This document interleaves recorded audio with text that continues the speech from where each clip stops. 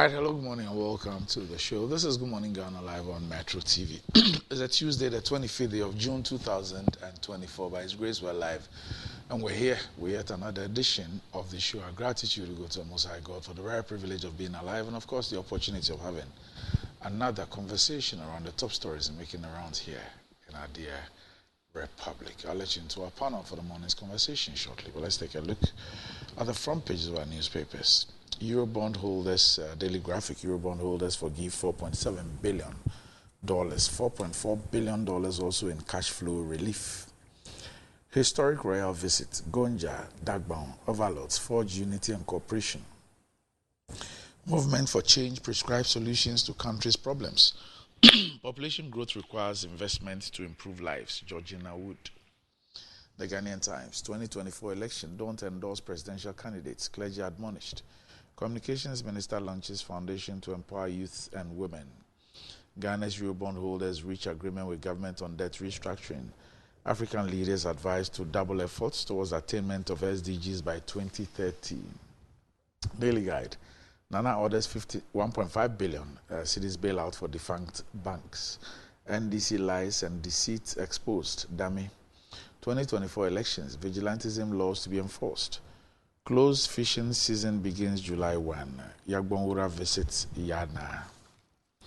The New Crusading Guide. Government reaches debt restructuring agreement with bondholder committee. Former Mama appointees blowing quotes. $8.4 million on questionable Dubai properties. 2024 World Food Safety Day launched. Stakeholders urged to prioritize hygiene practices. Oslowusu launches foundation to cater for needy. Improve teachers' remuneration, urging it to government. Family petitions IGP to dismiss Adan East District Police Commander. The Insight. Alan Martin says his Ghana's great transformational plan. Concerned Ada Citizens Forum urges Minister and National House of Chiefs to act on petition against Nene Tete, Lanwe Okumo IV. Massive youth employment crisis looms in Ghana, as according to a report. Comet Properties worried over destruction of buildings. Appeals for state security. Communications Minister adores Osla Foundation to empower youth and women. New World, New Hope. The struggle for a free Western Sahara continues. The Daily Statesman. Mahama men in $8 million Dubai property scandal. Ghana to host SDGs Action Summit. Minerals Commission denies MP's claims against Lands Minister. Government to revive stalled projects as debt restructuring succeeds.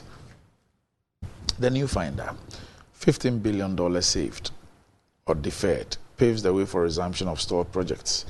Economic recovery on course, President Kufuor. Government raised 3.6 billion cedis. CD weakens further. Claims Jinapo granted mining license to foreigners false. Only 4% of SDGs on track for Africa by 2030, special advisor. And that's about it for the front pages. We'll be back shortly.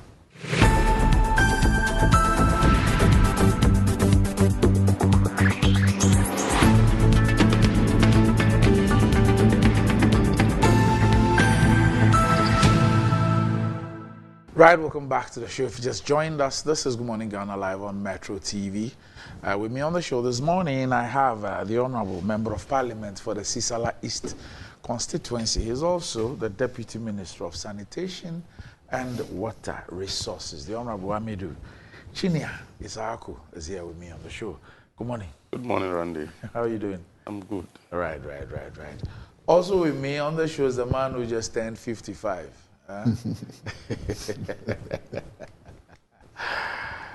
55-year-old Motowner is the former executive secretary of the Free Zones Authority, and Kojo Chumbafu is here with me on the show. Good morning, Kojo. Good morning, Randy. How does 55 feel like? The spirit is willing, but sometimes the hinges are creaky. So, yeah. Honorable Chinya just wished me a happy birthday, and I was just asking him where my present was. You need him to dig a borehole for you. It's from Water Resources. Sanitation ministry, they say present or you need him to clean up your place for you. No, I just wanted to check his wardrobe to see. I didn't see that coming. I thought he was going to, visit the carbon and cover with something. Oh, could you? He can't just stop being mischievous. Thank you. And you ignore it. Yes. I just wish. Please do. I wish him well. Please do. I wish him long life and happiness and prosperity. Yes. I mean, yes. Thank 55, but you still look very young and strong. I'm trying. Like I said, It still hears the cry and cry. yeah. When you wake up in the morning, it's another story altogether. And have to look at your pill box I tell you. and make sure that medication is spot on. And then you also have to make sure that you remove all this, Okay. All right. Okay. You're one of those people. Yes, you want the young ladies to know that you are still. You're still what? Still. Huh? Can you agree? What is going through Bible saying? Anyway, okay. Radio Ghana speaks only one. He's speaking in tongues.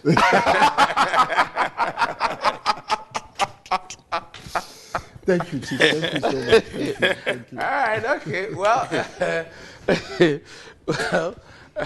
I know that as a family, you're really looking out for that toothpaste. I mean, you need to get the kids to brush their teeth well, and you need that top quality, perfect toothpaste for the entire family, of course, which is also very affordable. And recommended family toothpaste is Kel 360 toothpaste. This is approved by the Food and Drugs Authority. Kel 360 toothpaste provides you and your family with all-round dental protection throughout the day with freshness. Kel 360 toothpaste is good for kids, children, and adults. Let your family be a proud family when they step out by constantly using Kel 360 toothpaste. Kel 360 toothpaste brightens your teeth, prevents cavity, and with its cool mint gives you fresh breath throughout the day and protects the gum from decaying. For consistency and quality, use Kel 360 toothpaste. Kel 360 toothpaste is another product from Samara Company Limited, producers of Sasu. Is available in all supermarkets, malls, and provision shops.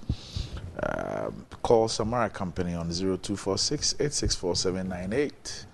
And Kel 360 toothpaste, happy smile. And enjoying the fruits of your labor is as important as enjoying the mansions of your labor. The pains of climbing the stairs when not exercising could be challenging, irrespective of your age. But worry no more. Lift and elevators have got you covered with the best portable American pneumatic vacuum elevators on the market today. It's a simple self-supported elevator for both homes and offices, and guess what? It can lift your goods too. Wheelchairs can fit in, and they come in 3 custom-made models. It's affordable and can be installed within 3 days. Visit Lift and Elevators at Sakumono, or just call them on 0200535515 or send a mail to elevatorsgh@gmail.com for consultations and the best solutions in easy vertical movement. All right. Honorable, I need you to clear something for me quickly. And it could be a bit unfair, but because you are from government, I believe that I could get some clarity on this for you. Nana Asante Bediatu appointed ambassador at large. And a report says the executive secretary of the presidency, Nana Asante Bediatu, has been appointed as an ambassador at large. Mr. Bediatu received his new appointment during a ceremony held at the Jubilee House on Monday, June 24. He started serving as President Kufuor's executive secretary in 2017. An ambassador at large is one who is not assigned to a particular diplomatic post, but is appointed on a special mission. It's not clear whether the president will appoint a new executive secretary or that Mr. Bediatu will perform both roles. The ceremony also saw the president honor 9 newly appointed diplomats. He urged them to actively promote Ghana's image and interest abroad. Quote, your primary responsibility is to promote the image of Ghana as a stable, peaceful, and forward-looking country. The group of appointees include 3 high commissioners and 5 ambassadors, all entrusted with the critical task of representing Ghana in various countries and international organizations. According to President Kufuor, this entails engaging with your host nations to foster strong bilateral relationships, attract investments, and advocate for the interest of Ghana. For the High Commissioner designate and ambassadors designate, he says your postings have come at a particularly critical juncture, not only in global affairs, but also in the journey of our nation's development. Says the world is gradually emerging from the shadows of the COVID-19 pandemic, which has left a profound impact on all facets of life. Now, the newly appointed envoys include Vice Admiral Seth Amwama, who's the immediate past CDS.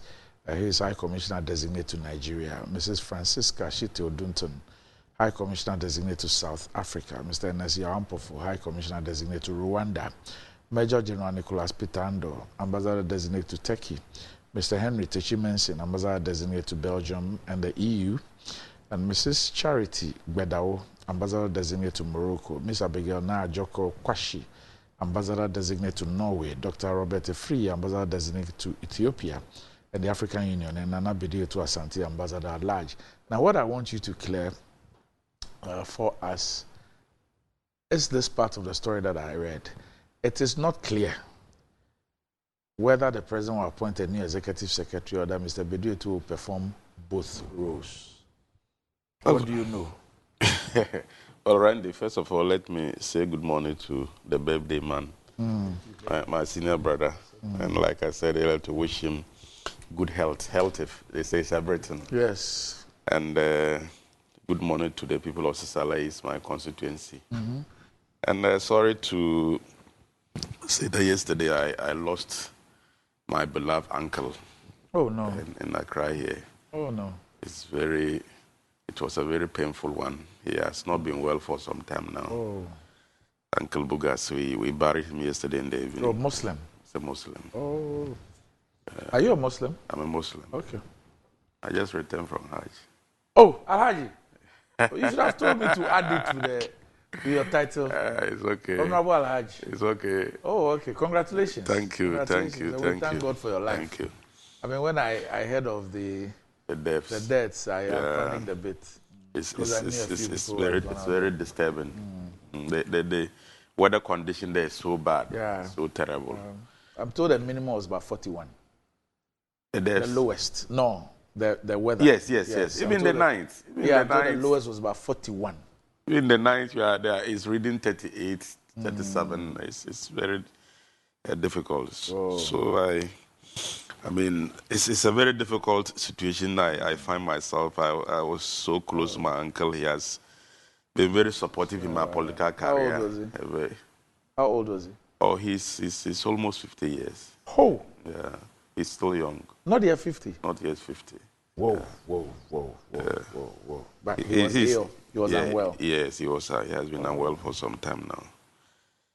So my condolences to the rest of the family, and may God accept his soul. Our commiserations will also go out to you and your family as well. Randy, to the question on the table, yes. I also read this as this you have read it. So I am not in position to. I don't have further details other than what you have seen. I see. But it's just that my personal expectation is that there should be a new secretary. That is my personal expectation. Why? Because why do you have that? I mean, we can't have one person holding these two positions. You can't remain the secretary to the president and also ambassador at large when, I mean, the people around are many. My personal expectation is that as he has been appointed ambassador at large, there should be a new secretary to the president. So we are waiting for further details. But as of now, I don't know anything more than what you have read. So myself and you are on the same page. Well, Kojo, you have friends in high places. You have friends and relatives in high places. So maybe you can help us. See, talking about didn't see that one coming. First of all, let me say a very big thank you to you, Honorable, and Randy, for all the felicitations. I'm very grateful. And like you said, health is everything. Even if your pensions are gone and you can't buy your medication, at least you can meet good people who help you buy it. So, look, Randy, I think it should be obvious to everybody that the president has sacked his secretary. I don't have any other way to put it. But in the tradition of this president, He even has preferences about how he chooses to sack people depending on whether you are his relative or not. So we saw Ken Ofori-Atta being allegedly fired, given a ministerial position, which is even difficult to remember. The title of ministerial position? The title, whatever it is that he was given, where's the ministry for that one? There's no ministry. He's a presidential advisor, a senior presidential advisor. Where's his office? I don't know where the office is. I don't know where it is, but he's a senior presidential advisor. But we all saw the supposedly dismissed finance minister leading our delegation to the spring. Not leading, but he was right part in front. Yes, he was still saying but the it Bible falls within his portfolio. What the president has given him. Okay, I have a term for it. I know you don't want me to call it, so I won't say it. Okay, so minister for you. Don't say it. I won't say it. But I'm saying that if you are fired as a finance minister, you are not seen wearing white saying Bible verses at the spring meeting. It doesn't happen. I've never seen or heard it before. Same thing is happening here. The president has fired his secretary. I have heard it that it was coming for a while now, but I didn't believe it will. And now that it has, I think they should have been they shouldn't have been disingenuous. They should tell us that at the very least he has been replaced, okay, and reappointed. But for me, this is another ploy to make sure that those relatives are still paid by the state. And in such a time that this government goes, hopefully they are going, he gets his, ex gratia, yada, yada, yada. That is what this is all about. But even to the uninitiated, even to my 10-year-old son, Rahim, who is at school right now, he's been fired. That's all it is. I find it unfortunate, and it's as unfortunate I'm putting you on the spot. You're a deputy minister, and so I guess you ought to be a bit careful how you deal with it. But from the point of view of the Ghanaian public, the position of secretary to the president is one of the top positions at the presidency. There's an appointment which is communicated or was communicated to the public. It's one of the top positions at the presidency. If for any reason the president is relieving the secretary of his duty, the public ought to know. If for any reason he is adding some responsibilities to his duty, we deserve to know. But to just see the swearing in of ambassadors designate and High Commissioner designate, and then we see that as the appointment of an ambassador at large, a person who already holds the position of secretary to president, and nothing is said about that. I find that a bit concerning. Well, I quite agree. What was the position given to Dr. Edward Mahama in 2017? Was that also an ambassador at large? Yes. Okay. Yes, right. Yes. He still holds it, right? I am not too sure. But I don't know. In Nkrumah's government, you know how he used to call them? Ambassador plenipotentiary without portfolio. Okay. Well, Randy, I think that I quite agree with you that this should have happened with some clarity as to whether it was an additional position being added or he was being reshuffled and probably somebody will take his place. But I don't think it is too late yet.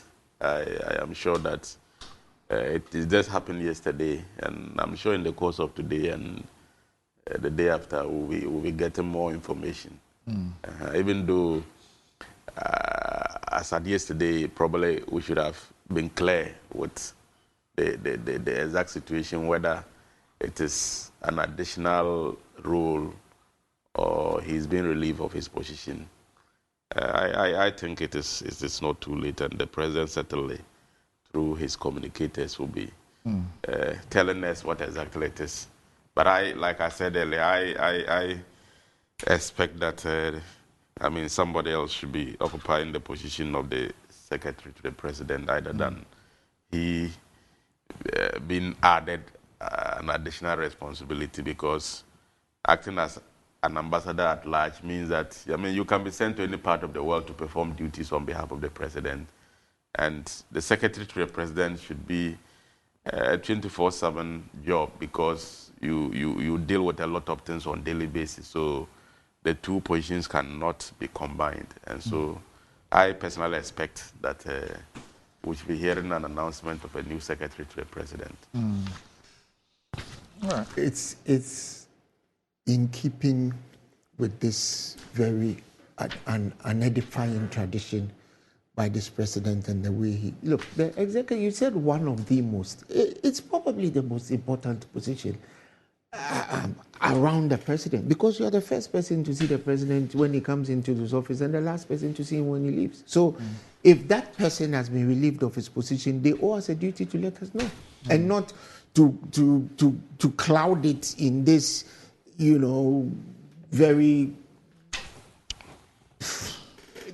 I don't want. I think it's just deceitful. That's just how I would put it, and let's leave it there.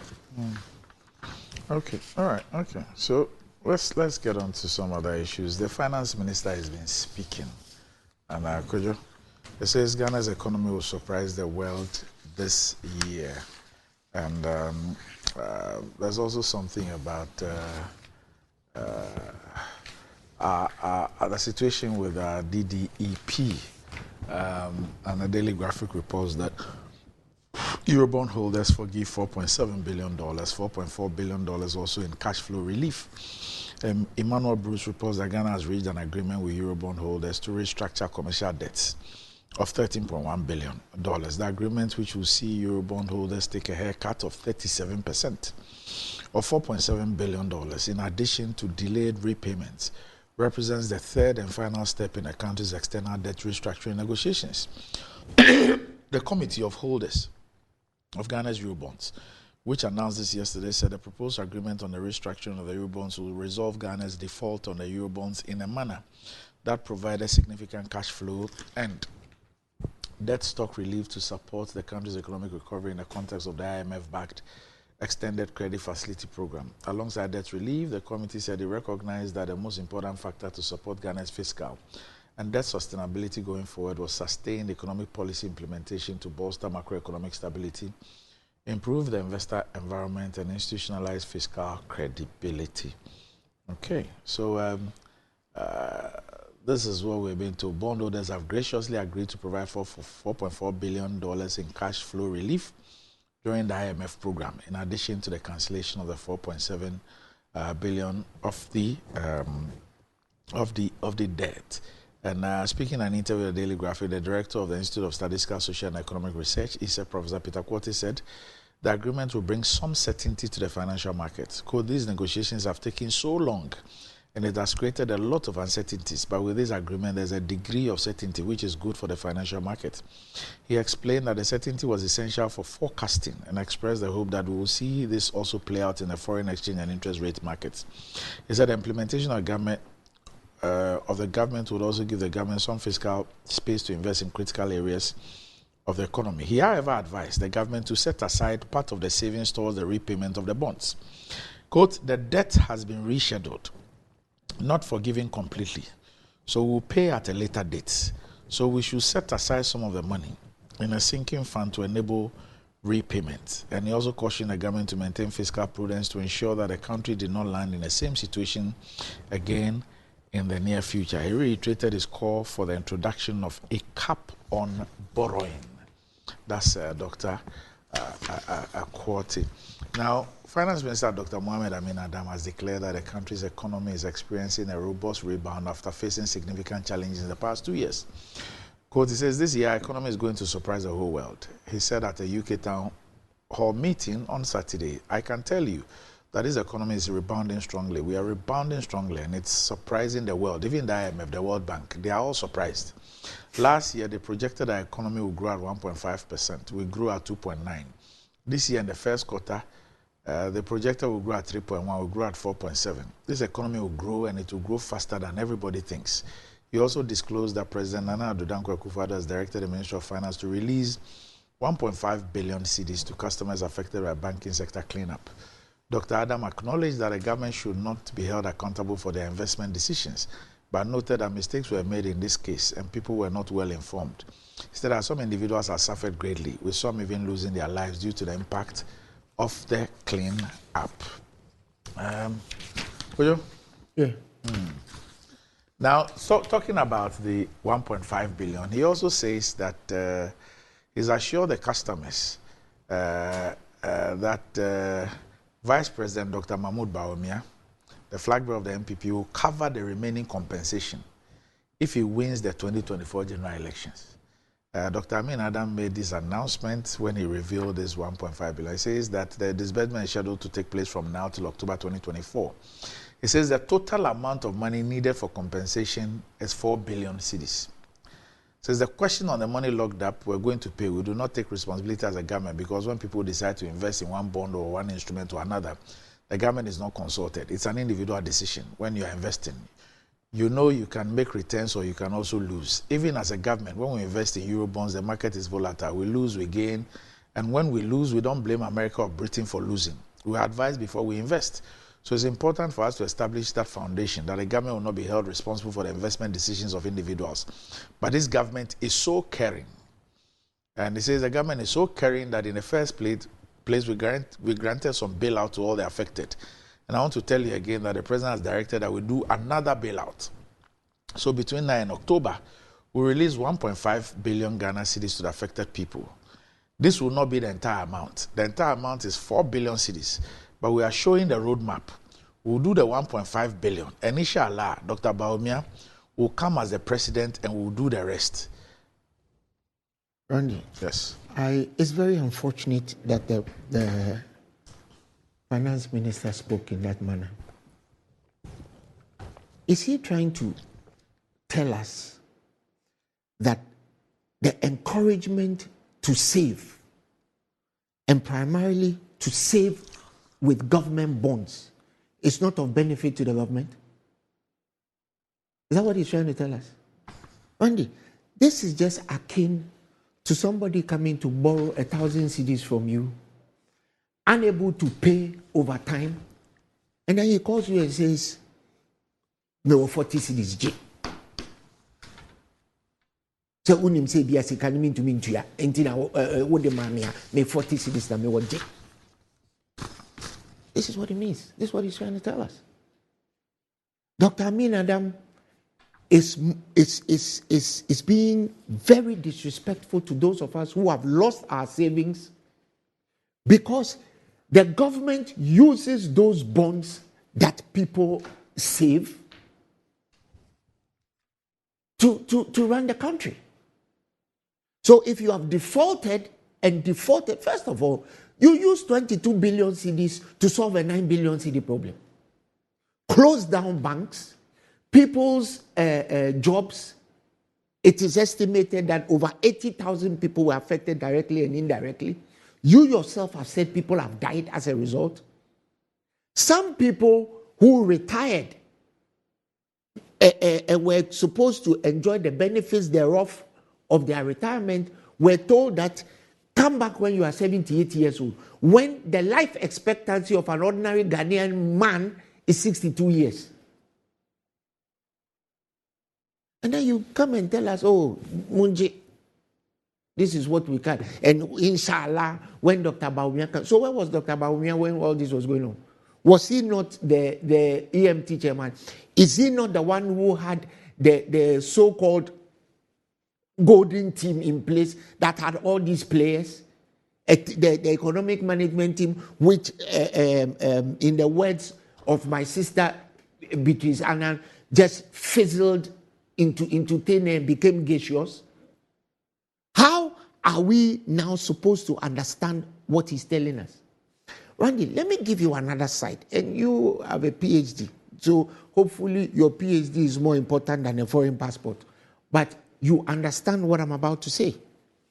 Randy, there's a section of the people who lost money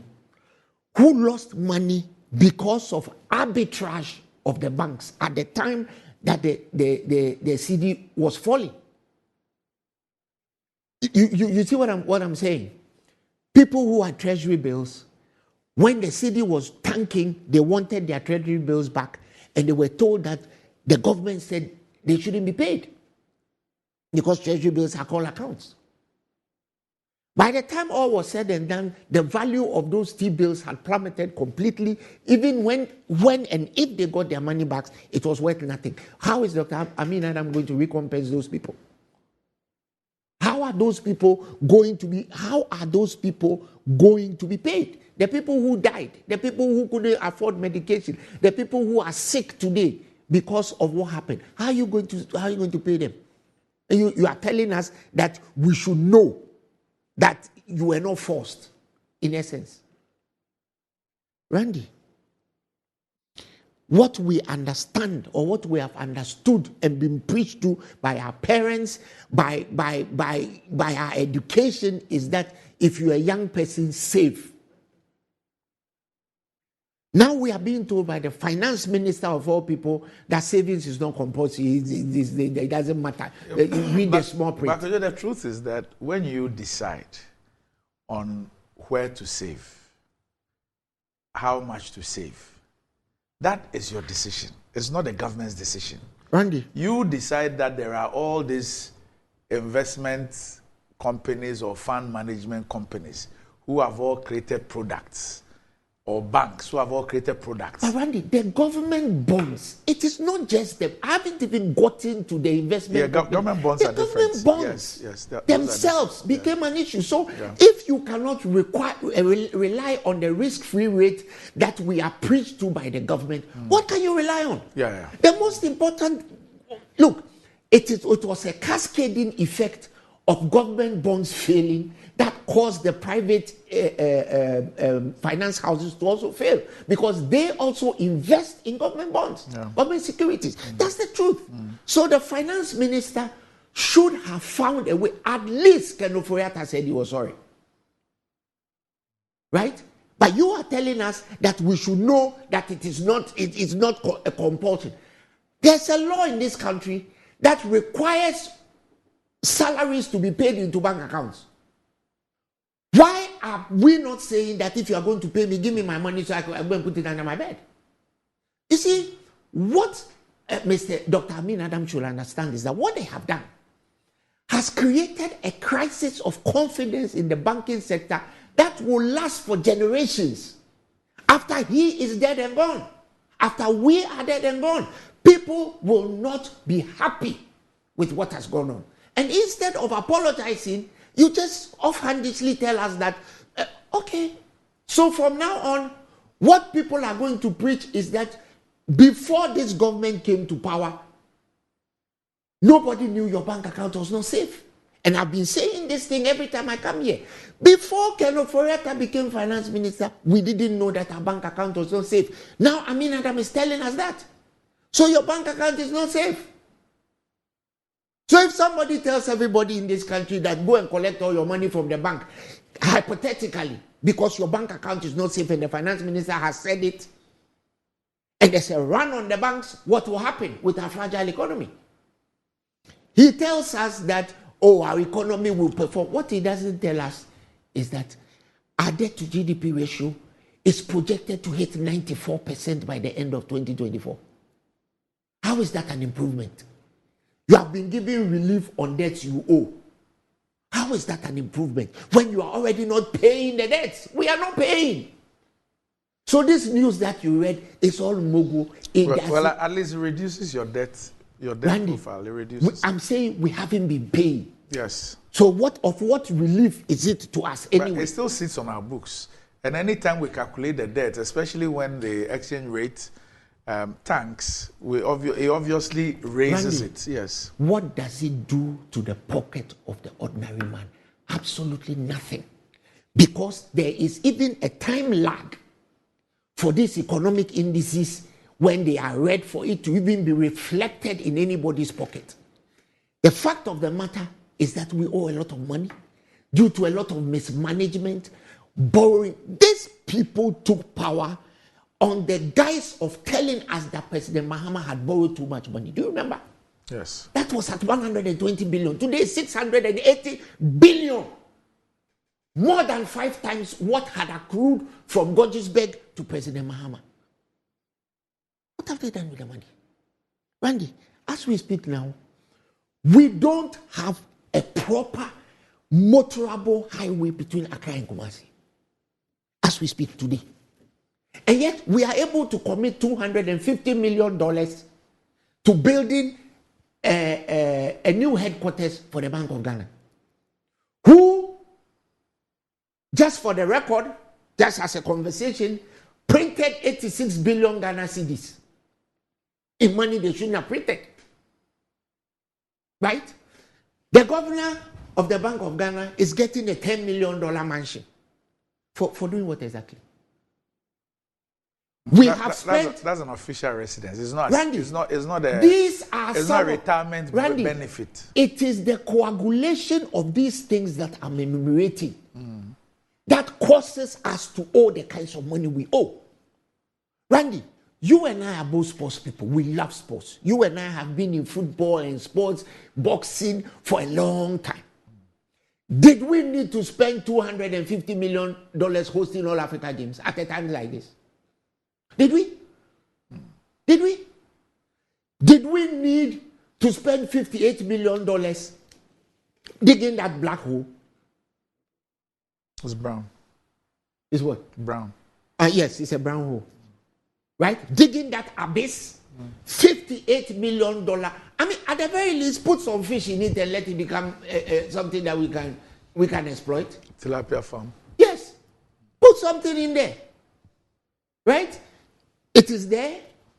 We have spent other monies, including giving a consultant. I mean, the whole government was scammed by somebody who claimed they were going to get more money for the project, and they gave the person $6 million to get more money for the project. These are the things that has caused us to be where we are today. We have a president who rents a private jet on our account, travels around the world, goes to cities like London, goes to stay in the most expensive hotel suite in the whole of the United Kingdom at our expense. Randy, you know London very well. You know Claridge's Hotel. You've heard of the Prince Alexander Suite. That is where the president stays when he travels outside. Where we are as a country, do we need anybody to do that to us? And when you do it, when you talk about it, his defense minister will tell you that he has to come and have a shower whilst he's in the air. So because of that, he cannot take a passenger aircraft. Before he became president, what was he taking? After he becomes president, what will he be taking? Even presidents like your good friend Cyril Ramaphosa, who are billionaires in their own right, they fly commercial. So what are we doing? What are we doing? We spend, this government has over quintupled the amount of money they send to the presidency since they came into power. At the last count, it was well over 2 billion. Why? What do they do with all that money? I haven't even yet begun to talk about the corruption, which costs us interminable amounts of money. Randy, the catapult. You are an honorary citizen of the Volta region. The catapult. Why have we spent money on it? There's only a signboard there. They're going to spend about $10 million to build an administration. To do what? An administration block. Oh, okay, good. That will come. So add that to the debt, right? And then the Pualugu Dam. We have spent $30 million to buy some blocks that the Chinese contractor has sold and left the country. Randy, trust me when I tell you all these things add up. This morning, when I was coming here, there was traffic, a lot of traffic around Gold House, right? So I opted to go through Nima, the Nima Highway. Do you know the state of that Nima Highway? And yet we have found $30 million to give to a Chinese contractor to carry the money and go. $30 million will fix that road in an instant. It just needs 2 or 3 coats of bitumen. And these are the things that I'm talking about. And yet Dr. Baumia will tell us, oh, when it comes, I'm sure if you say it right now, I'll tell you digitalize the Nima Highway. So that the cars can digitalize themselves as they cross, they jump into the potholes. There are so many things that are going on in this country that shouldn't go on. Right? We are at a zenith of poverty. We are being taxed. We are being taxed through every orifice in our body. Randy, we are the only country on this planet who are still paying taxes for COVID. How do you pay taxes because you fell ill? I'm not sure whether you got COVID, but I did. I did. Right? It is a horrible disease to get. I've gotten it twice. It's a terrible disease to get. Why am I paying taxes for getting it? Because the government took largesses, distributed it to their foot soldiers. Some of them confessed to getting it, including the now parliamentary candidate for Sagnarigu, who said she was given 150,000 cedis to distribute to her people. Right? And if you repeat this across board, then Honorable Chinya, who's a deputy minister, may have gotten like 2 million. Right? And it goes around. For that reason, and what they forget is that when you do that, you still have to pay. So we are in a position now where we owe money. Debt is coming out of everywhere. Right? Unfortunately, we have a government that keeps telling us that everything is okay when it's not okay. We have an emperor who's fiddling while Rome is burning. And his little associates, his deputy emperor, is even worse. He doesn't just fiddle. He plays the tuba and plays the trombone. He plays the piccolo. He plays the oboe. He plays everything. Because everywhere Dr. Baumia gets to, he says something else. This is a man who told us that he had shut the exchange rate in a jail cell and given it to the keys to the IGP. That IGP was promptly fired with 3 weeks to resignation, to his retirement. And up to today, we don't know where he took the exchange rate, because clearly he didn't give us the cell keys. As we speak now, from 4 cities, when President Mahama, about 4 cities when President Mahama left power, for which we were told, say, Sidinaya, hata. Today we have 16 cities. And if at 4 cities, and then Sidinaya, hata. And then Sidinaya, it's beyond hata. Now the CD has flown a kite. So every morning you wake up, there's a different exchange rate. Think about the damage it does to importers. Think about the damage it does to consumers. Because at the end of the day, the consumers are at the end of that food chain of the imports. And even the services. Randy, do you know that even coconut, kube, goes up when the dollar goes up? Coconut, kube, it goes up when the dollar goes up. Today, coconut is 6 cedis. Go and check anywhere. When President Mahama was in power, it was 50 pesos. Today, cocoa, 4 cedis. It was 50 pesos. Both float. From 50 pesos, today it is 2 cedis. And you know, if you're a buffalo eater like me and my big brother Kweku Baku, you will know that the diameter and the circumference keeps decreasing. It's called shrinkflation. Yes, shrinkflation. It keeps decreasing. So whether are we drifting? Kenke, Randy, when was the last time? You see, when was the last time you saw white kenke?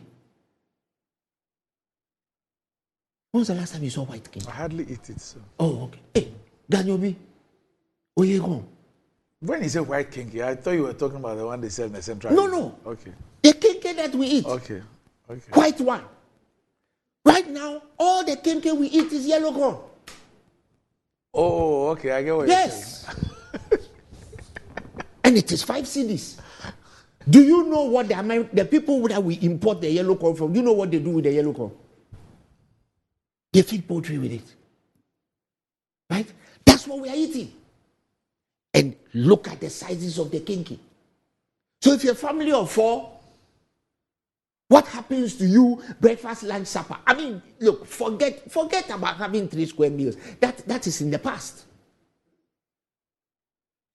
Then add the fact that the minimum daily wage is still at 14 cedis.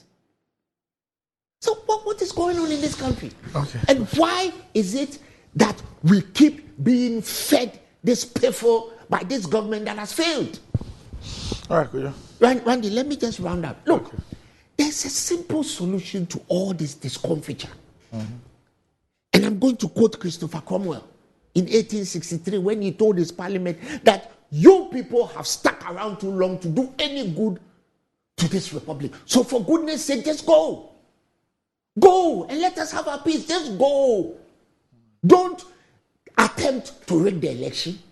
Don't attempt to try and stay over. There is no staycation for Dr. Baumia. You absolutely need to go. You got to go. End of story. Okay. All right. So, Honorable let me come to you now. If I sit back as a Ghanaian citizen and I hear the finance minister and I recollect that it was the government that took the decision to have the financial sector cleanup.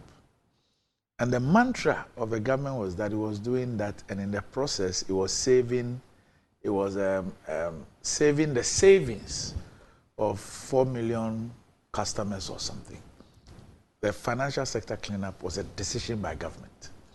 And government said that in doing that, they were going to save my savings there. Now, you also have a situation where almost all the investment funds, they all claim that they invested in government bonds. In fact, at a point, companies like the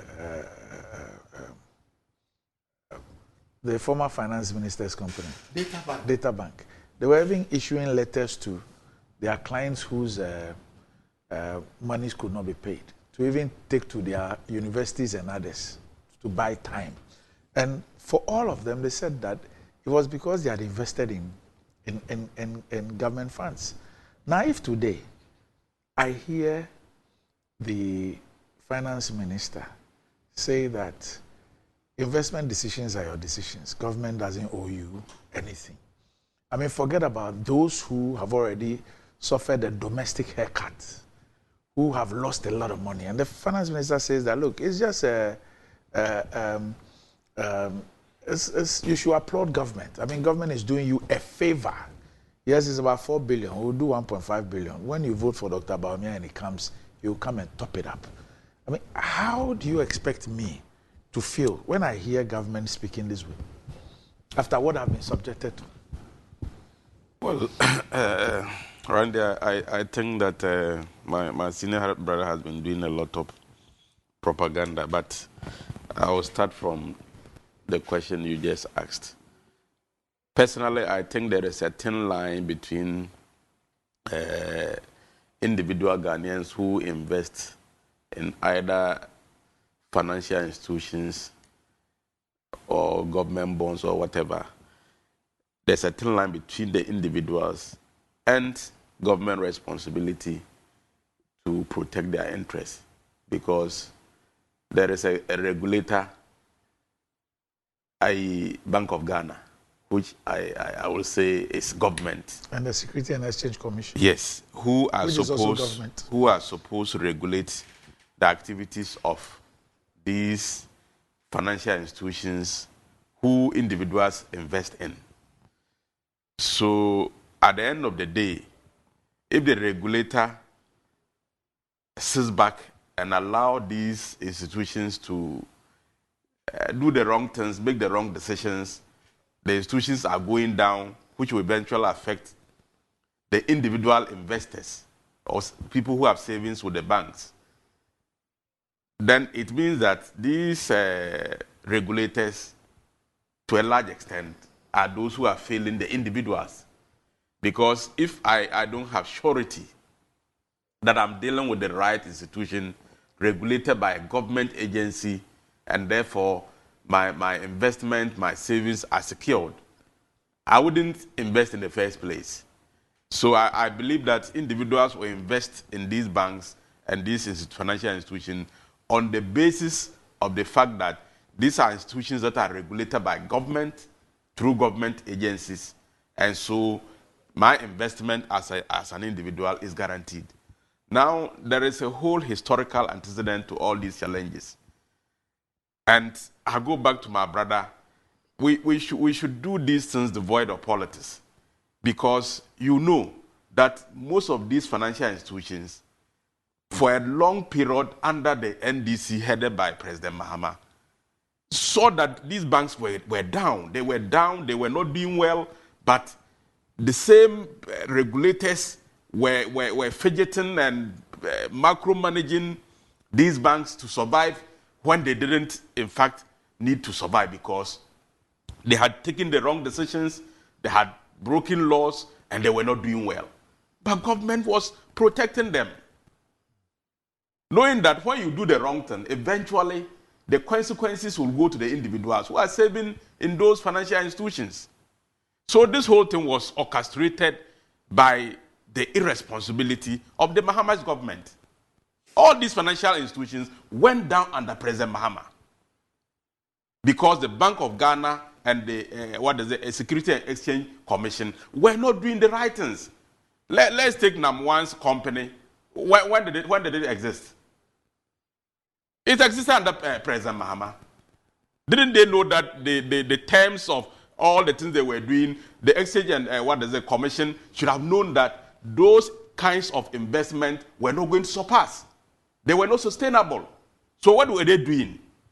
They sat back and allowed that institution to defraud Ghanaians, innocent Ghanaians. So for me, I am not particularly happy about the way the finance minister, he didn't have bad intentions, but you see, we have to be sensitive to the ordinary person who has lost his or her money. But we have to place on record that all these things happened under President Mahama. And so in 2017, the presidency of President Akufo-Addo had to take the hard decisions of the banking sector cleanup. And of course, a lot of savings have been done. A lot of these individuals have been saved to some extent. But there are outstanding payments that had to be done that government do not have enough resources to do. And for me, it is something that is continuous, and government must continue to work. I mean, the monies that we're supposed to pay were more than the 4 billion Ghana cedis we are talking today. A lot of payment has been done. Now, out of the remaining 4 billion, government is paying 1.5 billion. And so, by the time we enter next year, we expect that process should continue so that the rest of the money should be paid. So I am making the point that it looks insensitive to say that individuals should take responsibility for their investment or their investment decisions, because, I will invest as an individual because I know that there is a regulator which is part of government who is regulating the financial institutions and will make sure that the right thing is done. And so my confidence stems from the fact that government has a role. And so when those institutions sit back and they don't do their work, and these financial institutions end up defrauding we as individuals, the government cannot be left out of the blame. But the government itself, as we speak, today we're talking DDEP, the government itself is turned out to be the biggest fraudster. It's not fraud. No, just hold Randy, on. it's not fraud. No, hold on. If I borrow your money or you invest in my company and I cannot pay you, yes, it's not fraud. That is not fraud. So if that were the case, that cannot be fraud. Honorable Chinia, if that were the case, then it would also be incorrect to label all the losses in the banking sector cleanup as a result of fraud. Well, I have not described it as I have not described it as fraud. I have said that those banks... You did in so many words. Those banks were not in position to... I mean, they had run down. Randy, you know, the Bank of Ghana was overly protecting those financial institutions under President Mahama. When they knew that those banks were not in position to manage... So what do you say? They were not in position. What do you say? So all these things have been... created by President Mahama and his government because they overly protected these financial institutions. I hear you, but so what do you say to all those who have lost their money, to institutions, I don't want to mention particular names of particular companies, but institutions in the last 7 years people who have lost their investments, people who have had terrible haircuts, people whose investments in all these things have been spirited off as a result of DDEP, not banking sector cleanup. What do you say to them? But you know, these financial challenges, like I have said, they didn't start today. It's as a result of those decisions that happened in the past that has resulted in all these things. You're saying DDEP is as a result of decisions of the past? I mean, it's all part of it. The banking sector cleanup and all that. No, I'm not talking about banking sector cleanup. It's part of it. I'm not talking about banking sector cleanup. I'm talking about DDEP. Because as we speak today, you have pensioner bondholders. They are picketing at the Ministry of Finance today. As we sit here, they are there. Well, Randy, I have said that, you know, I have tried as much as not to say that government cannot take itself out of the situation. Have I not said that? Yeah. I have said that. I mean, anybody who invests is investing in an institution on the basis that this is an institution regulated by a government institution. And so when things go wrong, the government cannot take itself out and say that we are not to be blamed. Some of these things are directly government, and I'll give you just two. They're part of it. But I'll give you just actually, two. I want to discuss what the finance minister said, because it's like we are digressing from and discussing. Oh, no, just hold on. I need to push back. No, you spoke for so long, and I've just started. I haven't even. No, go right. I'll give you the opportunity. Go right. Oh no, what you know?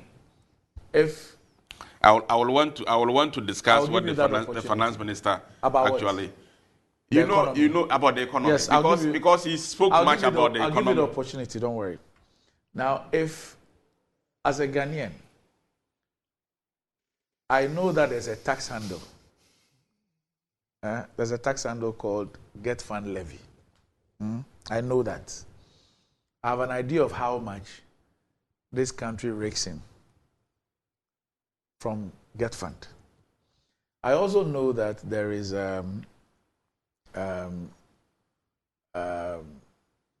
there's another levy on energy sector, ESLA.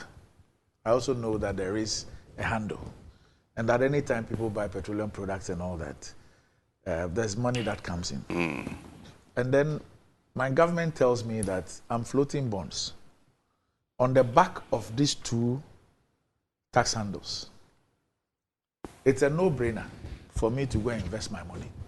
Because first of all, I know that there are specific tax handles for this. So there's money that comes in every single hour as far as these ones are concerned. Then one day my government gets up and tells me that it will be unable to pay me that investment I've made as far as that Get Fund and the ESLA are concerned. I'm just using two examples. Yeah. And that I should take haircuts and deferred payments on these investments. At a time when the government still collects these tax handles from me every single day. How do you call that? Well, I mean, Randy, I think that these are financial decisions that people make to invest. And like I said, I saw the responsibility of making sure that people reap what they sow. It cannot be taken away from them by government. And government, to a large extent, has to accept responsibility of the difficulties they create for these individuals. But of course, that is why it is not imposed on them by government. There is an arrangement for negotiations. So it is not as though government just slap it on the people. It was out a of take nothing. it or leave it, domestic. It was No, take it but or there leave was it. negotiation. Who negotiated? They've been It was negotiations. a take it or leave it. No, right. The local one. They've been Negotiations. negotiations. You are here with us in this country. Yes, they have and been. I made a point here that look at how the external one was being handled and how the domestic one was being handled. I mean, and you would see that those who flexed their muscle and did their negotiation well, this is what they ended up with. The domestic one was take it or leave it. No, the domestic ones, some people decided not to join it. Yes. Yes, so it was no compulsion. I mean, some people decided not to. It's not everybody who agreed to. It was labor. Yes, it was labor. But when you are not organized labor and you are cheating as an individual. It wasn't an absolute. I mean, there was room for, it's not everybody who was forced to be part of it. Okay. So it's not the case. Now back to the point of the economy. I think, Randy, we need to commend the Minister for Finance and to extend the government because the negotiation in this... Did you say commend? Yeah. For what? I mean, there has been a positive development. I mean, in the negotiation with our bilateral creditors. Is it not positive that $4.7 billion of our debt will be cancelled? Is it not positive? Is it not going to reduce our debt to GDP ratio? I mean, are you juxtaposing that against the losses, the difficulties, the suffering associated with, just hold on a minute, associated with the declaration of bankruptcy and the DDEP? Randy. Are you juxtaposing the two? Randy, when you run into difficulties, either as an individual, an institution, or a government, the next step is to get out of the trouble or the difficulty. Yes. The truth is that we have gone into difficulties. No doubt about it. I have been here severally. There is no occasion that I have not sympathized with Ghanaians of the difficulties we are going through. But the fact also remains that a responsible government, once you get into difficulties, must take steps to get out of it. And if you are making progress and get out of your difficulties, you have to be commended. And I think that don't forget, other countries have engaged the same bilateral creditors, and they have not gotten the favor that we have gotten. Which countries? Oh, the favors that we have gotten, $4.7 billion of our debt. Which countries? Randy, I am saying that it is a positive development that $4.7 billion out of $13 billion of our Eurobond is going to be cancelled. It's positive because it adds up to the debt my brother was referring to. So today, if $4.7 billion is being cancelled, look at the net effect on our debt to GDP ratio and what it's going to do to the economy. And beyond the $4.7 billion, another $4.4 billion will come in as cash flow. These are positive developments that shows that the economy is rebounding, it's coming back. And so you cannot discount that. It means we are getting out of the difficult situation in which we find ourselves. Even look at what is GDP growth for the first quarter of this year. I mean, 4.7%. It's positive.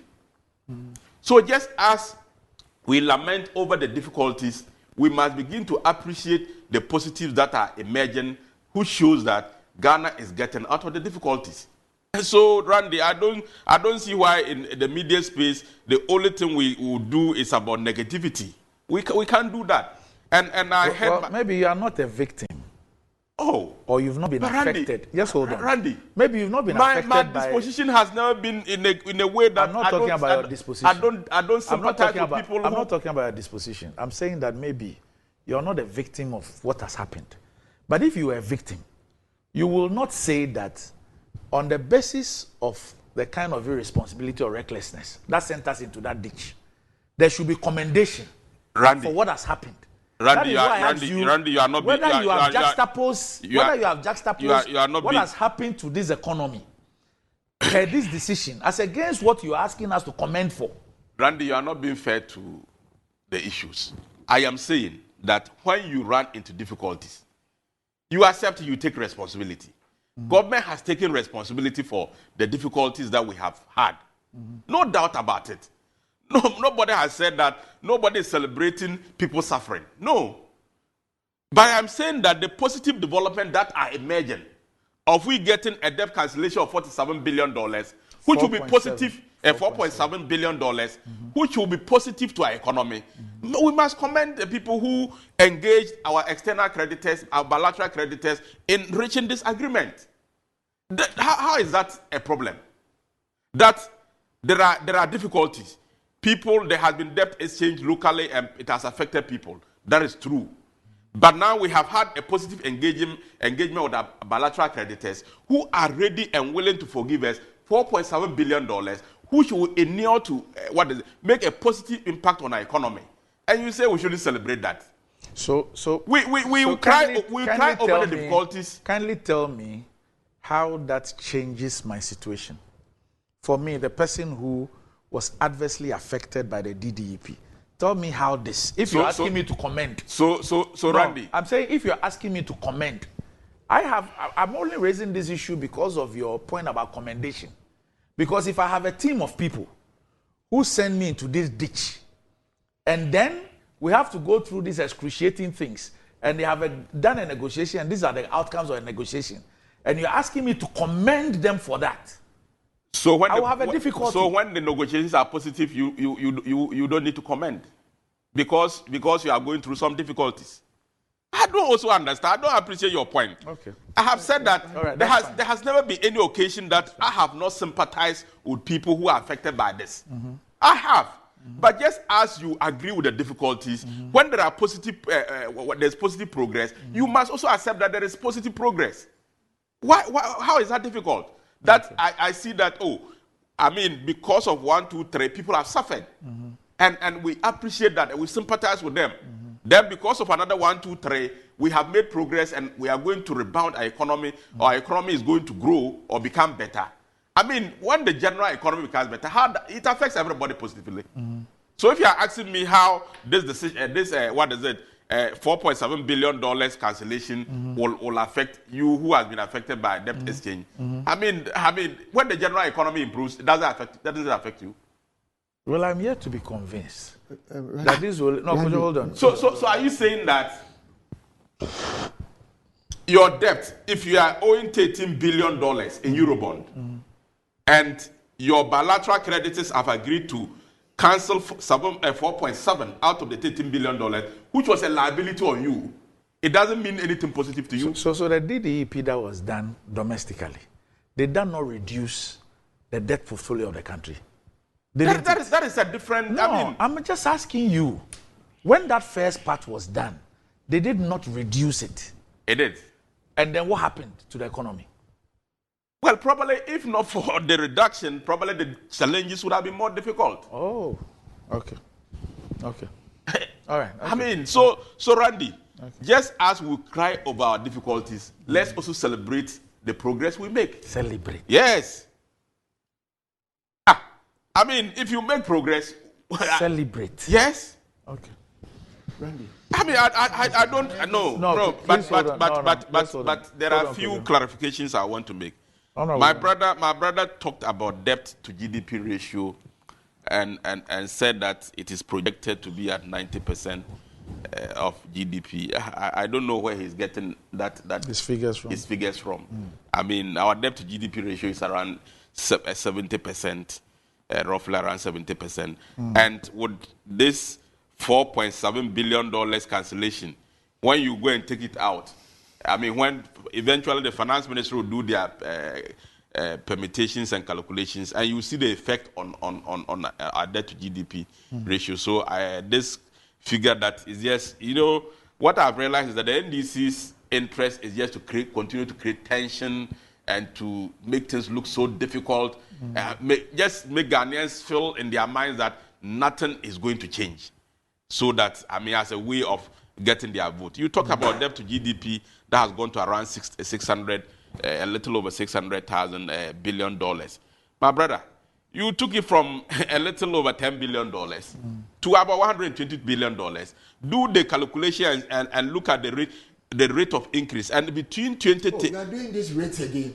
It's important. Do you pay your debts in rates? You see, when you say that don't interrupt. But this is just being disingenuous. What is disingenuous? Let him make his point. The rate of change is important. In whatever you do, the rate of change, then why do we even have it in the first place? I don't know why NDC people have become too dishonest that what is the mathematical formulas that are used in determining so many things are not necessary today. I mean, the rate of doing things is important. The rate at which things were changing 10 years ago compared to today, if there is a reduction, it has an impact. It tells you that if things were changing at the same rate they were changing under Mahama, it would have been worse than today. So you can't tell me that the rate of change is not relevant in the equation of things. If something was increasing at 30% under Mahama and today is increasing at 15%, how do you tell me that it is not relevant? It is relevant. Because if it was increasing at the rate at which it was increasing under you, today it would have been worse than it is. So nobody has said that, I mean, the debt situation is the ideal thing. But it is also important to point out that the rate at which our debt was increasing under President Mahama and the NDC, if they were in charge today and were increasing at the same rate, it would have been worse than it is. And that must be admitted. You can't tell me that the fact that Ghanaians are feeling the impact of our debt to GDP at this particular over $600 billion, it means that it is nothing. The rate at which we have increased our debt is nothing. When it was worse under you. Don't also forget that we are discussing all this in the context that the two frontliners in the 2024 election is NDC and MPP. You have your record. We have a record. Despite the challenges that our economy faces today, but we must let Ghanaians know that if it was under your watch, as we saw in the 8 years of Mahama's vice presidency and presidency, things would have been worse than they are. It's important to point that one out.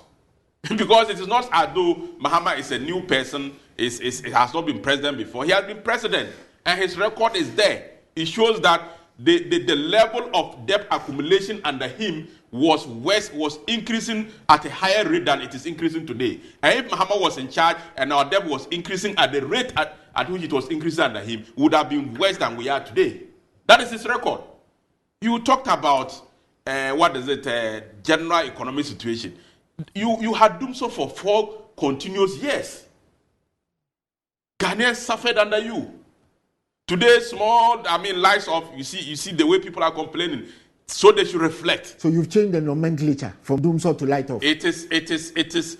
I am just saying. So what is light off? It is better today than what we experienced under you, and you are well aware. Shocking. 4 good solid years.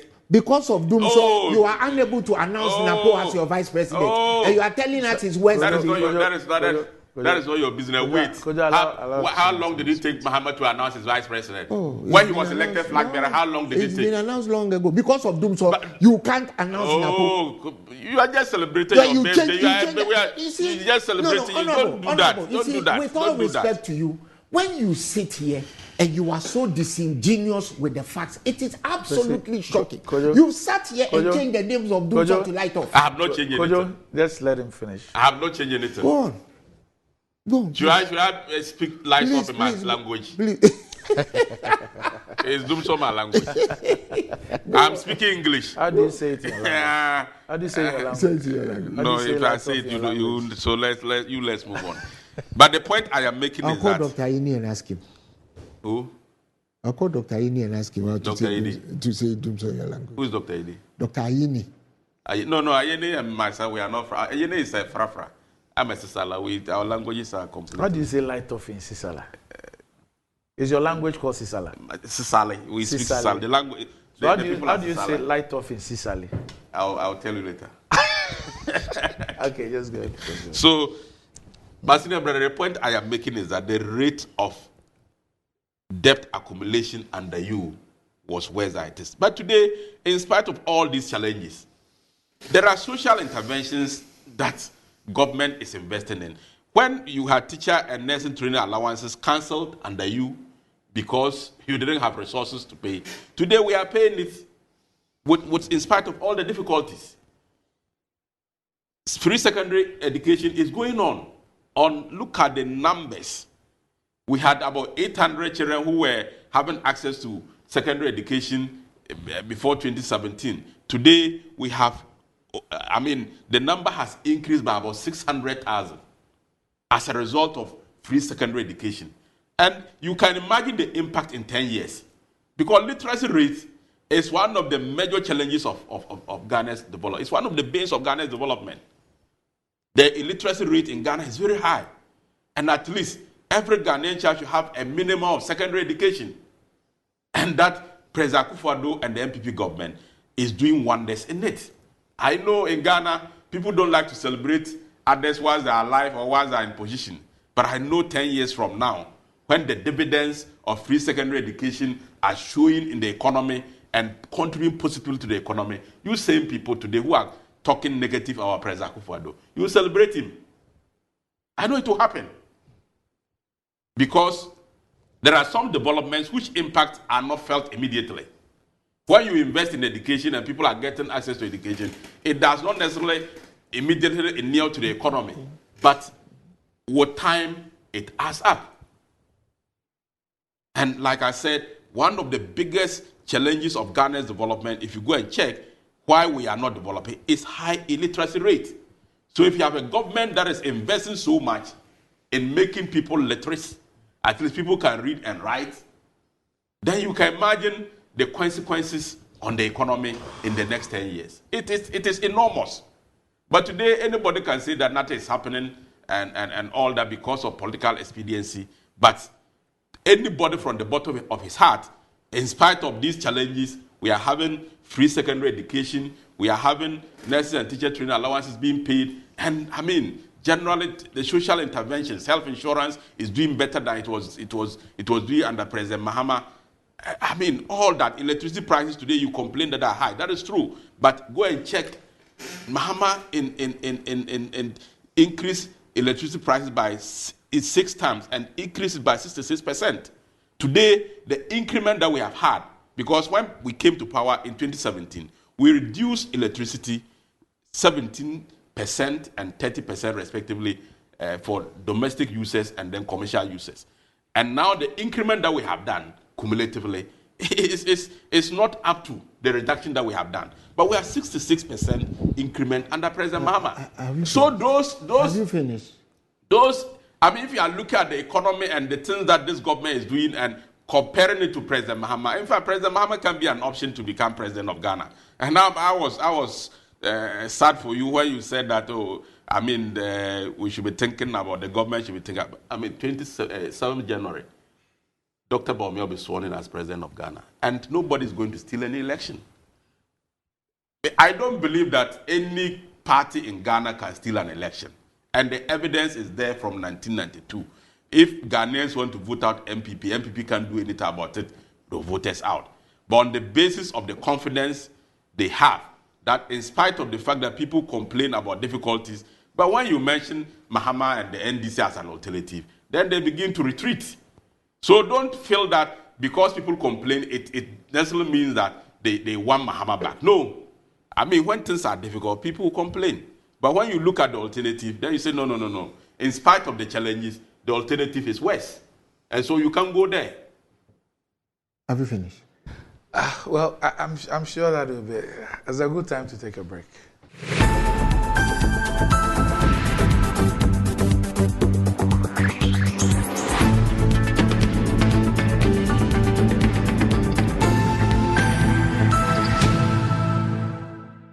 Just joined us. This is Good Morning Ghana Live on Metro TV. Still with me on the show, I have the Honorable Amedu Chinia Isahaku and also the Honorable Kojichum Buafu. Ayesoko, that could some more than be big, but Betway's cash out be bigger. Betway is giving you more control of every thrilling bet you place.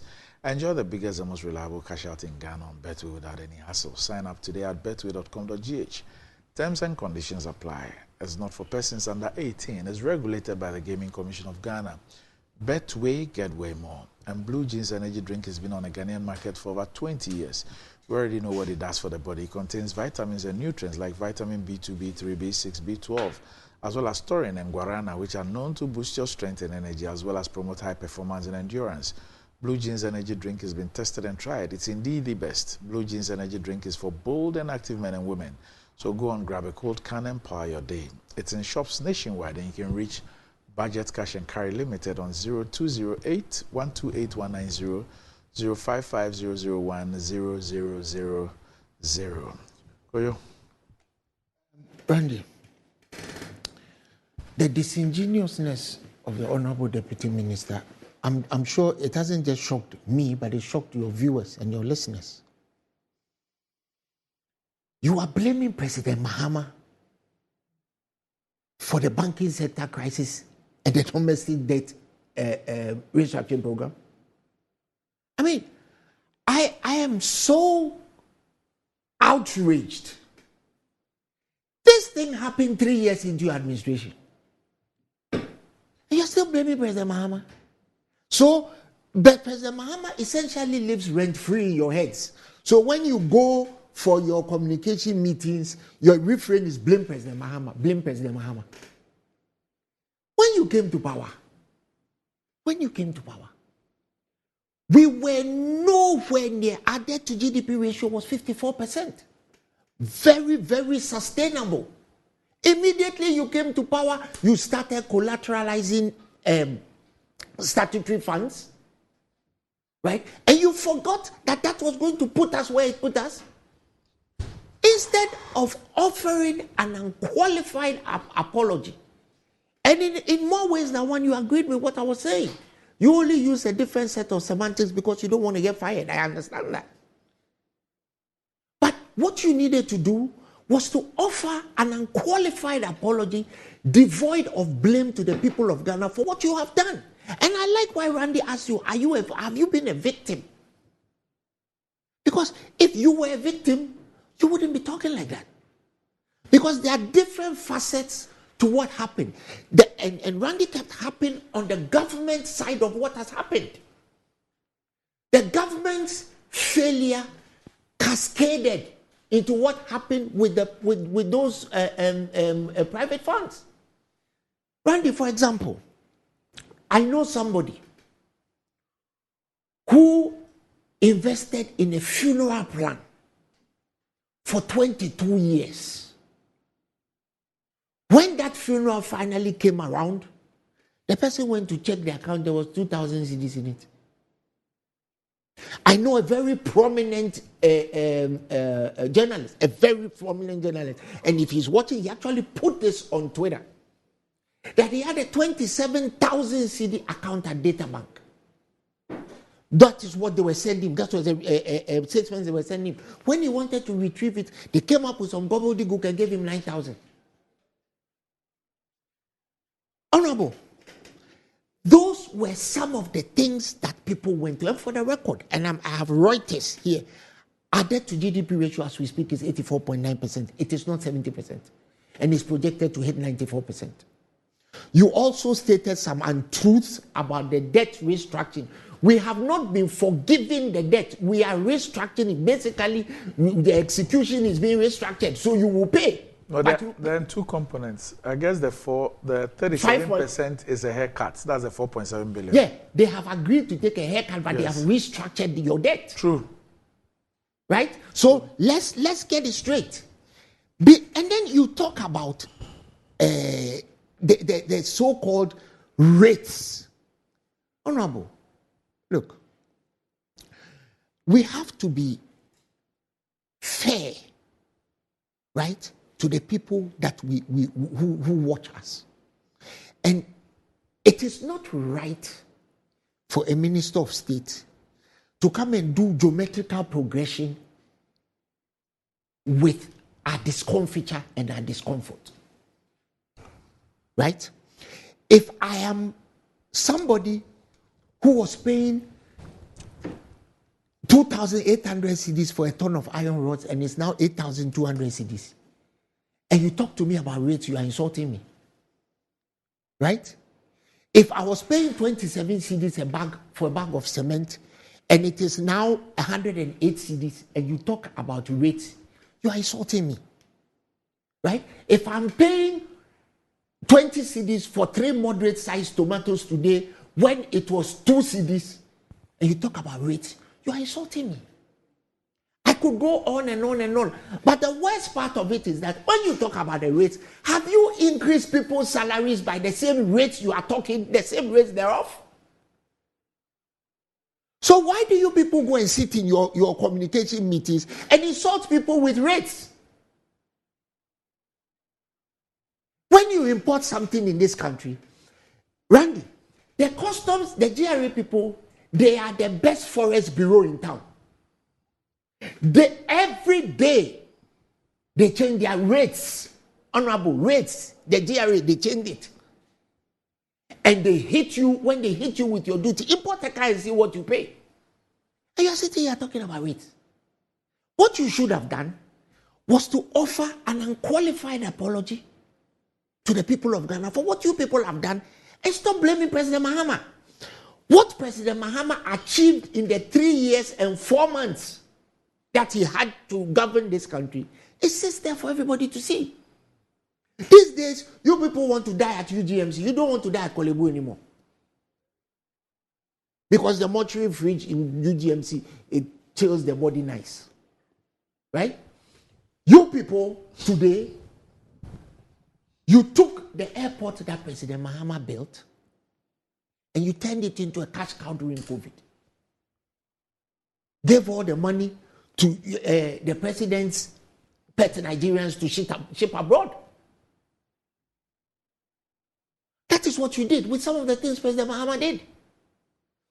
The statutory funds that President Mahama set up, like ESLA, which you call nuisance fund, nuisance, what do you call it? What do you call it?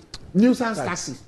It is the same taxes you have collateralized till 2035, and the money that you collected from it, you have blown, flying around and wasting it on needless expenditure. That is what you have done with it. There's absolutely nothing to show for it. Honorable, if today, as we speak, a gallon of petrol at the time, which was 14 cedis, which you people declared, it's now selling for 70 cedis, and you tell me about rates, you are insulting me. Sanitary pads were selling for 2 cedis, 50 pesos, it's now 18 cedis. And you tell me about rates, it's a damn insult. Right? If a chicken that was selling for 45 cedis is now selling for 200 cedis, and you're going on about rates, you guys go and sit down, and the whole thing is blame President Mahama. He's not an alternative. Blame President Mahama. He's not an alternative.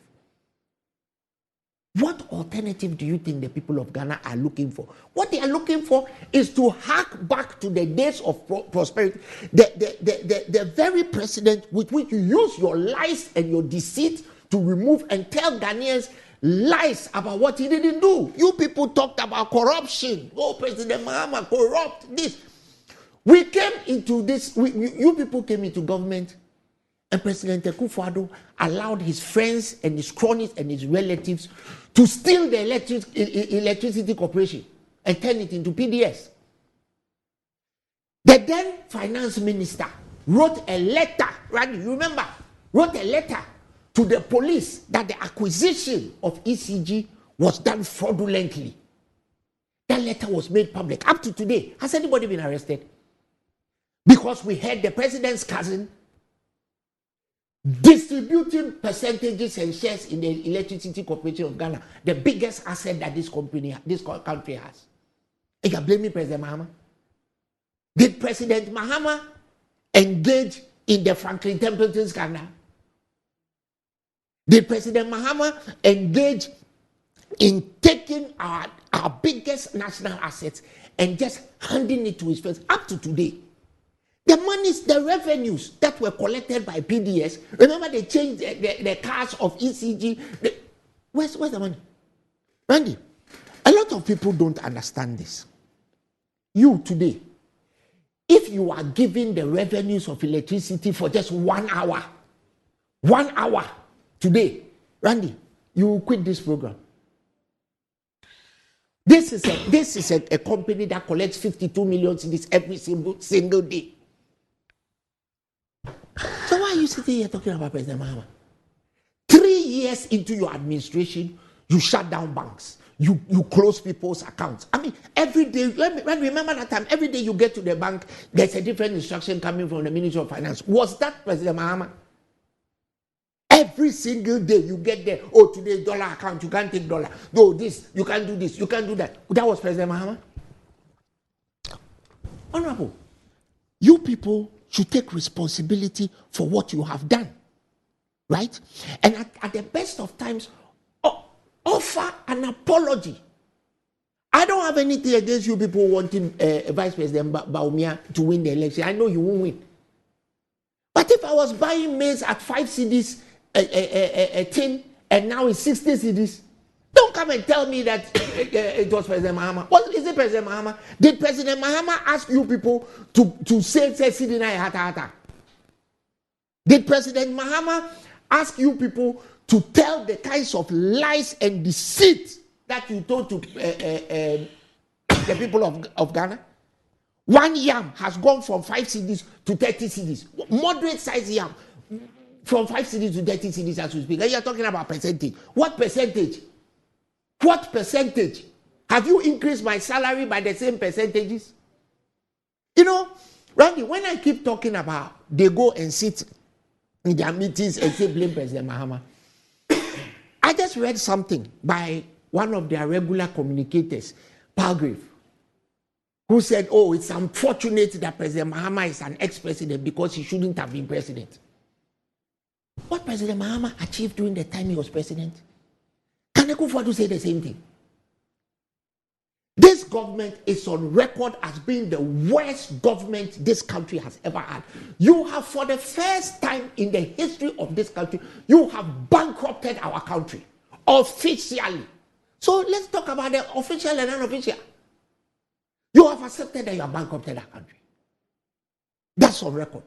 Which government in the history of this country has bankrupted our country? Tell me. Did Kutu Acheampong bankrupt this country? Did Kwame Nkrumah bankrupt this country? Did Buzia bankrupt? Did President Kufuor bankrupt this country? Did John Mahama bankrupt this country? You have declared our country bankrupt, insolvent. We cannot pay our debts. End of story. And you're sitting here saying we should celebrate because you have taken 1.5 billion cedis and you are using it as a pre-election bribe. Remember they did this just before 2020. Remember they did the same thing. Pre-election bribe, 1.5 billion. Share it because you owe 4-point-something billion. Oh, share 1.5 billion. Give them after the election, we won't pay. You know that after the election, you won't pay. You know, if you win the election, you will not pay. Ghanaians, they won't pay.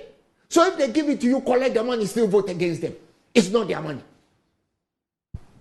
Honorable, I am shocked at the level of your disingenuity. You are a very nice person, gentlemanly, but behind the smile and the seeming innocuousness is the viciousness of an asp. Right?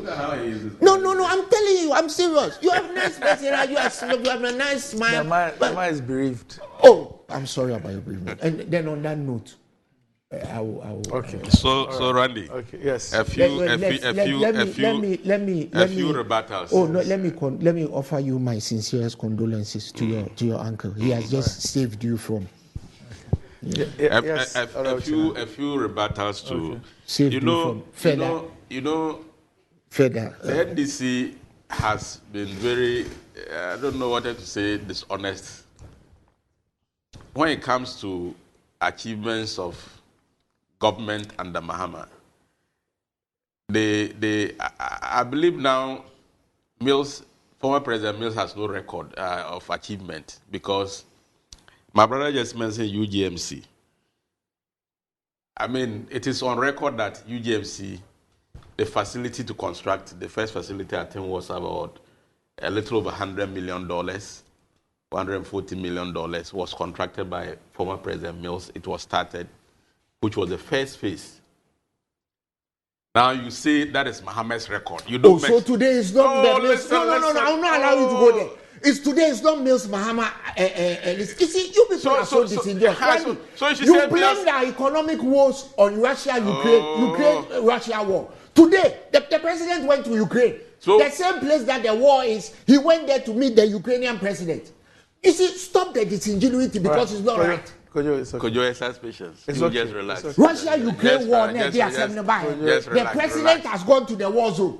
You see, to go and seek help. Randy, my surprise about NDC communicators is the fact that they try to take even projects that Mills started. They don't give him credit. All the credit is for Mahama. It's not Mills Mahama. But you said Mahama. I'm asking you. I said You said Mahama. Who continued from where President Mills left off? So the UGMC you are talking about. I am saying. It's Bawumia not saying he's going to continue from Akufo-Addo. Kojo. The first phase. Kojo, your hair clean. Still no kita nenye Akufo-Addo na no. The first phase. It's heckling of 100. No, the first phase of $114 million. Yes. Was secured by former President Mills with his Mahama, and they started it. And of course, the second phase of about a little over 40 million euros was secured by President Akufo-Addo. So it is not true to say that UGMC is a facility that was wholly constructed by Mahama, because the first facility that was started by President Mills. Of course, Mahama was his vice president. And the second phase was done by President Akufo-Addo. So it is a facility that we can also hold claim. The second phase of it, the second phase of UGMC was done by President Akufo-Addo. The loan was secured in over 40 million euros. You started the generator. You started the generator. Oh. After so much pressure, you finally started the generator. We don't have much time. Okay. You don't do that. I want Ghanaians to know that what you have said is not true. That UGMC was started by President Mills, the first phase completed by President Mahama, and the second phase was started by President Akufo-Addo and completed by President Akufo-Addo. So we all have credit to it. Don't sit here and claim that Mahama did UGMC. It's not true. And I have just stated the facts. That the first facility, which was contracted by President Mills, the second facility for the second phase contracted by President Akufo-Addo to complete that project. You see all the production staff are laughing at you. You see the production staff, they are laughing at you. That is their business. Senior, ignore him. Randy himself is laughing. You see, Senior, ignore him. Randy is laughing at you see, don't let me express my opinion and run into problem with my senior brother. Randy, I have loved and admired you for more than. You know where Randy laughs? When Randy laughs and he drinks his tea. I know. He wants to tell you something. He wants to tell you something, but he's trying to stop. He doesn't know, but I have known. He's a mischievous man. Ignore him. So I am saying that facility you are referring to is not wholly constructed by Mahama. He didn't start it. President Mills started it. The first phase, the second phase was done by President Akufo-Addo. So don't throw dust into the eyes of Ghanaians. Now, the second point I want to make is that, Randy, I will never run away from rates of change of either income or expenditure or, statistics of the state. Rate of change is important, and anybody who is doing analysis of economic situation must necessarily add the rate of change of events. So if you tell me that something was increasing at 30% under you, and today is increasing at 15%, it is irrelevant. What about our salaries? It is important. What about my pension? Salaries to have increased. Salaries to have increased. Under you, a former Chief Justice took her chair and went to sit at the Ministry of Finance and asked for her money. You are not ashamed of that. A Chief Justice you appointed, and you are sitting here talking about rates of change. Have you increased the rate of change of my pay? Have you increased the rate of change? Have you increased the rate of change of the boat float? Because you have been very disruptive. No, I know. You have been disruptive. I know. No. Don't be a foot soldier. I am. Former chief executive. As for me, I am the I am the archetypal foot soldier. But when you sit when you are on this program, Senior, don't engage. I started life as a foot soldier, and I am I'm not running away from let's it. respect I'm more foot soldier than you because I have been the polling station chairman of my party. I have been conscience secretary for over 10 years. Why are we so I am more of a foot soldier than you. Will want to hear. They want to hear the Honorable facts. Chinia speak. So that I am telling them that you lied. When you lied. Speaking, Honorable Chinia, I kept quiet. Quietly and listen. Yes. Rates of change. Just do yes. So. Okay. Listen. So, Koyo, I am telling you that rate of change is relevant in the events of things. If things were increased at a certain rate under President Mahama and today it has reduced, you can't tell me that it means nothing. Don't forget that Mahama wants to become president again. And we need to do comparative analysis. You were president. What is your record? How were things happening under you? Then we'll compare it to today. And then we'll see that even though things are still, going down, not the way we want, but comparatively, the record now is still better than under Mahama. That is the point I'm making. That Ghanaians should not make a mistake. And I'm happy. Me out there, we interact with people who says that, oh, we are not happy. But Mahama cannot be an option. The cameraman has stopped taking your picture. Oh. He has taken that picture. No, he has stopped taking because the rates of change. See, you still don't realize that this is a strategy. The rates of change is annoying him. He said, "Go get there, look, Randy, President Mahama, we can't stop blaming him. You see, there are things that will happen today that even in 10 years, some people can blame Akufo-Addo. You can't take that one away. There are things that happen under President Mahama that are having effect today. The consequences are being brought today. And the banking sector was one of them that he sat and his Bank of Ghana governor and Exchange Commission, they sat and allowed the banks, whilst they were going down, they kept quiet. Their liquidity ratio was so bad and the central bank was supporting them by force. When they needed to act, they didn't act. And that is why today we are facing the consequences of the banking sector cleanup. Mahama is responsible for it because he needed to be a leader and took certain decisions at the time that he failed to take and only allowed the Bank of Ghana to be supporting the banks with liquidity while they knew the banks were not sustainable. That is a fact. Anybody who monitors the economy under President Mahama knew that those banks had collapsed. The Bank of Ghana was only under your providing. Government, just last year, the Bank of Ghana has printed over 70 billion cedis. Is that a problem? No, I'm going according to your reasoning. Please answer me. When you spoke, I'm not here to answer you. I'm not here to answer your questions. Mahama allowed the Bank of Ghana to support bank. He's a bad leader. Just explain something to He's a bad leader. Even the concept of government supporting failed financial institutions is not a problem. In the US, when Freddie Mac and Fannie Mae failed, the government supported them so that they come back and regenerate. And I'm telling you that those banks had collapsed under Mahama. Okay, the current now to my next point. Under your president has printed 70 billion cedis since last year. My next point. No, don't go to the next point. Randy, I'm not here to answer your questions. Question 1A, answer. I'm not here to answer your questions. I'm listening to you. The next point I want to make is that he said the debt, the cancellation of the $4.7 billion under the Eurobond is not cancellation. That is not. Get your facts right. The engagement with our bilateral creditors on Eurobond of $13 billion, it is a fact that $4.7 billion has been cancelled. And $4.4 billion is what is being treated, that will come as an inflow to government, but government will still pay later. So get the difference. Don't misinform and mislead people. $4.7 billion has been cancelled. $4.4 billion, which will come as inflow, will still be paid. $4.7 billion of the principal. Yes, has been cancelled.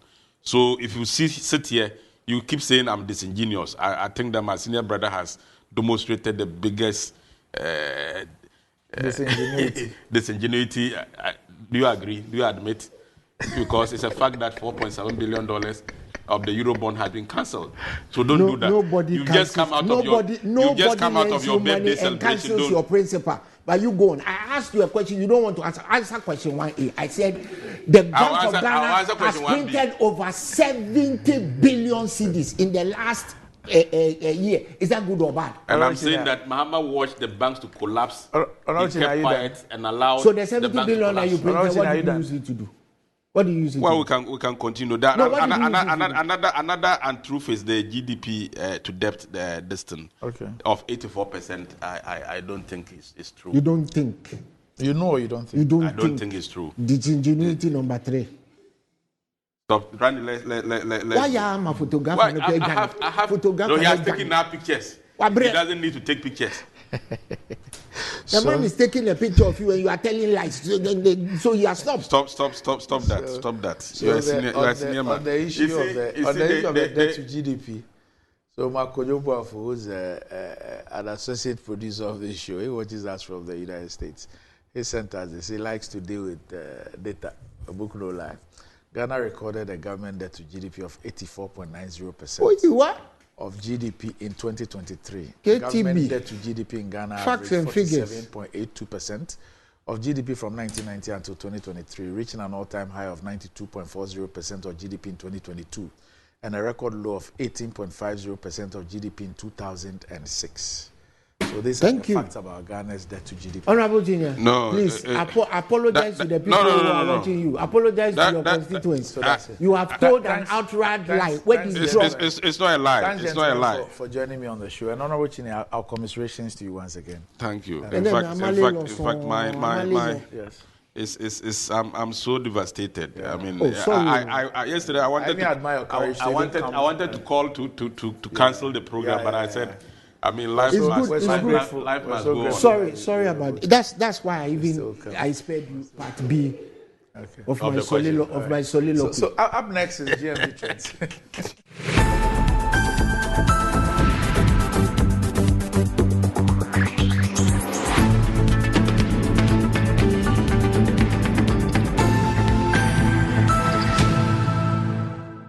Right, welcome back to the show. If you just joined us, this is Good Morning Ghana live on Metro TV. Time to check out what is trending on social media. And today, the star boy is not here. He started his leave, transiting from star boy to Mr. Okreku Danso. Okay, so the transition has begun.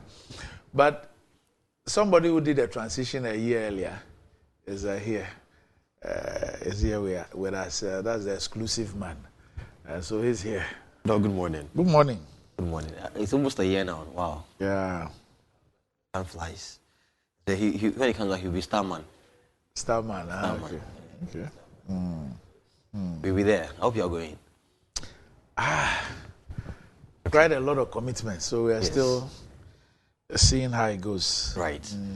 No, but Annie will definitely be there. Annie will be there. Okay. All right. But this morning, I want to ask you one question. Yes. I know you're a big man, and the big men, they have the answers to most of the questions.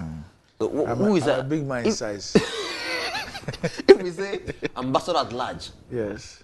I still don't understand though. Please, educate me on it. Okay. Ambassador at large. He's everywhere. But what are their duties? He's everywhere. It's as and when the president assigns him any duty. That's so you just be there. So it's there. So anywhere, the president can say today, go to Ukraine, go and negotiate for maize. Tomorrow, go to Nigeria, go and negotiate for this. So he's just is at large. He's at the pleasure of the president. He could go anywhere. So you know that what we are accustomed to are ambassadors and high commissioners that have specific designations. Right. So ambassador at large does not have a specific designation and can represent the president in the capacity of an ambassador anywhere. Okay. All right. Because, I mean, there's been a bit of conversations online after the announcement of Asante Bediet, who was there, the ambassador at large. People are talking. 5 months to elections and all that. And to appoint somebody as an ambassador at large. Does the month to elections have anything to play here? I mean, doesn't I don't sense. know.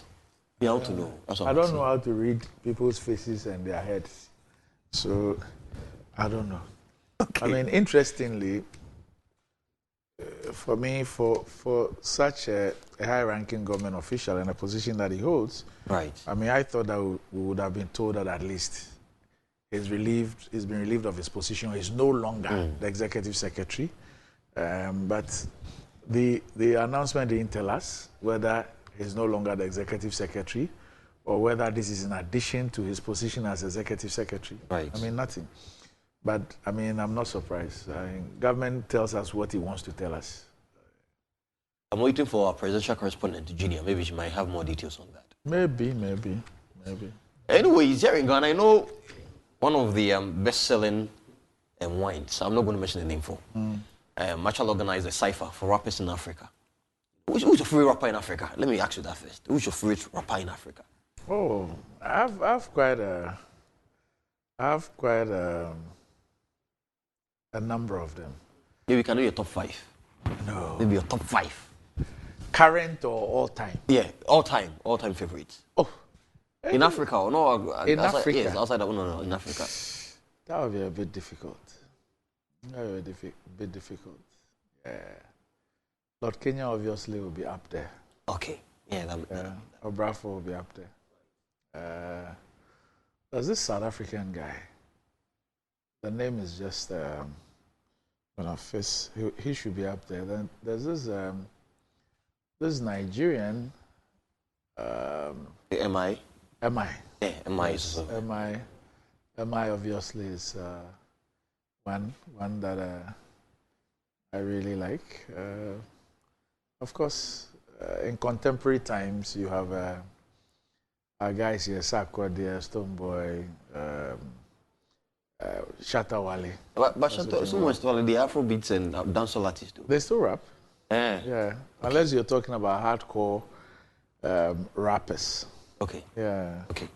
All right. But then because of a commercialization of music or a commercial value of the music, most hardcore rappers are actually shifting because you don't really have a lot of commercial value in hardcore rap. So they are all trying to do different things. Right. Yeah.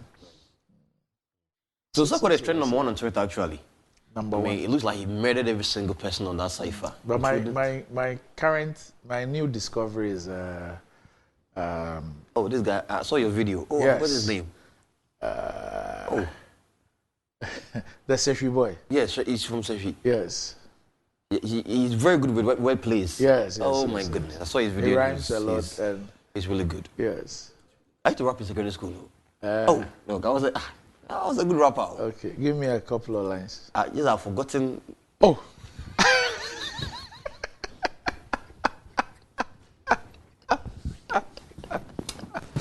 But those who don't know, that was a good rap.